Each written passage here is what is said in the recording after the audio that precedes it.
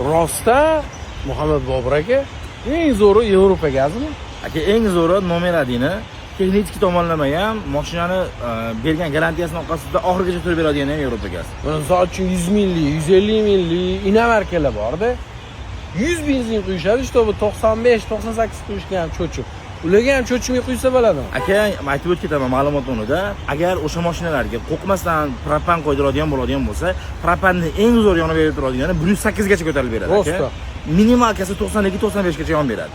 Aka, bu sinalgan shu paytimizgacha Yevropa gazida tarixida ham, o'zimiz ishimiz tarixida ham hali propan qo'ygan mashinamiz 1-2 muammo qilib hijolat qo'ymagan. Kerak bo'lsa taxosi bormi aka, Trailblazer bormi yoki o'zimizdan ishlab chiqarilgan mashinalar yoki boshqa inomarkalarda bittasi ham hali shu paytgacha patentlik qilmagan. Bizni kuzatib turadigan obunachilar buni ham juda ham yaxshi biladi. Zo'r taklif beryaptilar, Yevropa gaz bilan birga ishlab, reklamalar qilish taklif beryaptilar. O'shani o'ylab turibman. Nima fikrdasiz? Reklama qilamizmi yo'qmi? Duo qitinglar akalar, xudo xolasa, maslahatlashdik, Alloh nasib qilib qolsa, billa Yevropa gazida inshaalloh yaxshiligini o'zi shundoq ham yaxshi, lekin o'shani texnik tomonlama ham, faktik tomonlama ham ko'rsatib berishlikka harakat qilamiz inshaalloh. Yozib qoldiring, ishlatayotgan bo'lsangiz.